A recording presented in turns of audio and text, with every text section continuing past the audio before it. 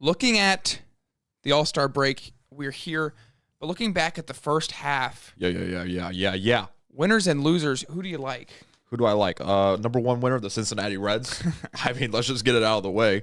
No one expected them to be here, not even Reds fans. And here we are in first place at the All-Star break, first time since 2010, I believe. So that's fun. Obviously, the Atlanta Braves, huge winner. And folks, get used to it. They're going to be winners for years and years to come. The Braves general manager putting on a master class over there on how not only to build a championship team, but to lock them all up for at least 6-7 years, I think. I don't even know how long, but they're all under contract for a good while. Who else do we have here in terms of winners? I think those are two big winners that I see this year. I really like the Arizona Diamondbacks as a winner. That's another one. You look at this team, and not a lot of guys had a lot of high hopes for this team. I personally did. I've had a lot of high hopes for this team since the end of last season. And they're 52-39. They're tied for first in the NL West at the break. I think they need to go get another bat. I do. I think that is going to put them over the top. They've got Cattell. They've got Corbin Carroll. Gurriel's been playing very well. You've got Zach Gallen pitching very good as well. He's honestly up there for Cy Young candidates right now. But I really like this Diamondbacks team. They've been kind of sliding a little bit here towards the end of the second half, but that can happen with a team at the end of the first half of the season. They need the All-Star break. The All-Star break is needed, and I think the Diamondbacks are going to reset. I think they're going to take some time, and they're going to come back out, and they're going to get really hot. I mean, this team could win 100 ball games this season. Yeah, absolutely. Looking at losers, though, I've got one. Mm-hmm. And because I think the Padres and I think the Mets, they kind of salvaged their seasons a little bit there towards the end. Obviously, the Mets still have a lot of work to do. I believe the Padres did win that series. So I was gonna ask about that. I haven't. I checked up on the first two games. Didn't check up on Game 3 though. I believe the Padres won Game 3. So that's 1 point for Jett. Yep. So the Mets obviously still have a little bit of work to do. But the St. Louis Cardinals, I've got them as the biggest loser, who on paper, that was one of the better offenses, should have been one of the better offenses in baseball. Mm-hmm. And, we continue to bring it up. And this isn't necessarily rhetorical for this show, but it's kind of the question of, do they blow it up? And I think that is not a question that we think we would be asking the St. Louis Cardinals here at the midway point, or the metaphorical midway point. Yep. No, not a question that we thought we'd be asking at all. It's going to be a very interesting trade deadline for a couple of teams. I think the biggest question, though, lies within St. Louis and what are the Cardinals going to do?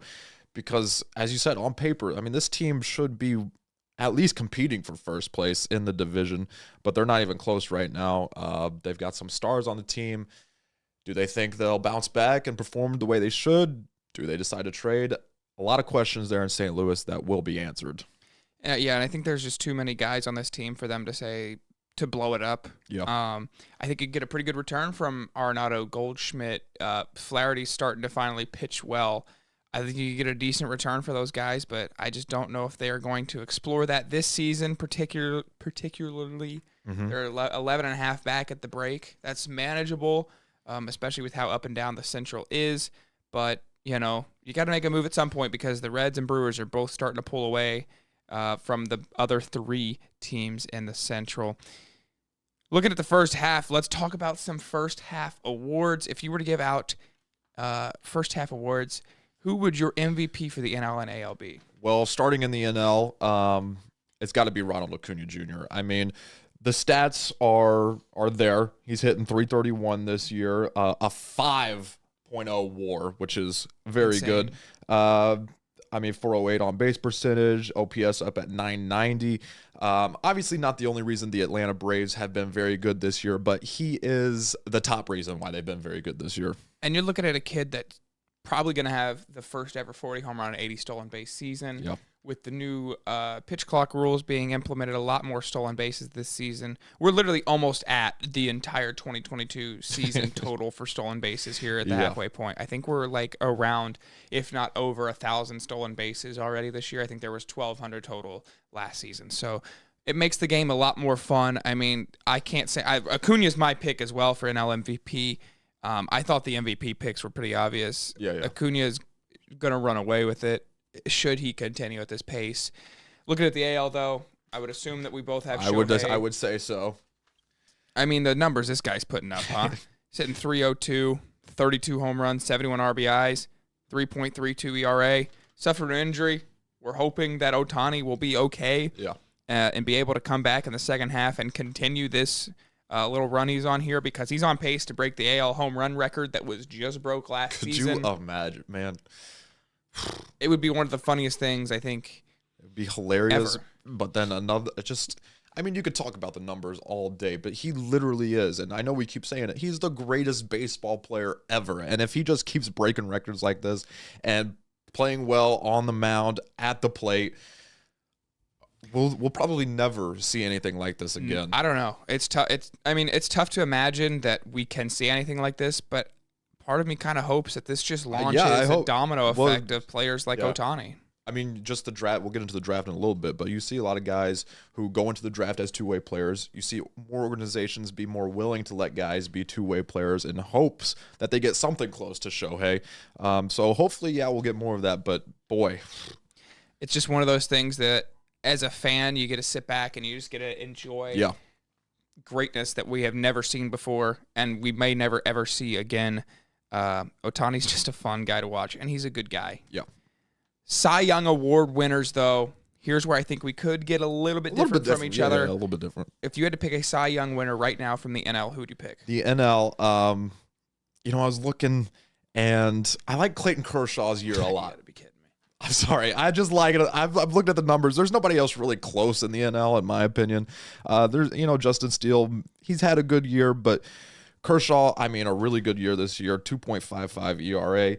What I really like is the 1.05 walks and hits per inning pitch. The average against him is at 216, 10-4 win-loss record in 16 games, which, win-loss record could be whatever, but Kershaw's had a very good year this year for the Dodgers. And he struck out 105 guys this season. You can go with Spencer Strider, who I believe is at 166 strikeouts. Strider is killing it this season.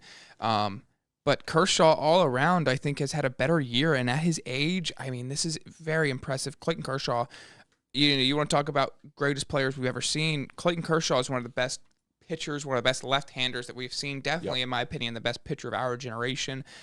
I'm loving this season from Clayton Kershaw on this resurgence. And I don't know who the Dodgers pitching coach is, but I tell you what, he's not getting paid enough money because the last two seasons of starters for the Dodgers have been unbelievable.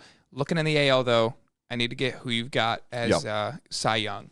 Originally, I was looking at McClanahan. I think obviously he's had a good year, but I like Evaldi's numbers a little bit more. I'm sorry, I do. I'm sorry, okay? What do we got here? We've got a 2.83 ERA. Good. Make sure I'm looking at the right guy here. 1.02 walks and hits per inning pitched. Guys are hitting 213 against him. 109 strikeouts compared to just 31 walks. Only 8 home runs against them, not giving up the long ball. Texas, as a place, it's a bit of a hitter's-friendly ballpark, but he's not giving up a lot of home runs. Evaldi's had a pretty good year. I really thought we'd have two different guys there, but I also have Nathan Eovaldi. The kid is throwing the ball phenomenally this year. We kind of thought at the beginning of the year when he was throwing just complete game after complete game, going deep in ball games, that maybe it wouldn't last. Maybe the Texas Rangers wouldn't last, but I tell you what, Eovaldi, I could see, honestly, no disrespect to Eovaldi, but I could see a fall off in the second half of the season because I think the Rangers are going to miss the playoffs. Bold take. Maybe a hot take. Maybe we get into that a little bit later here, but I think the Rangers will miss the playoffs.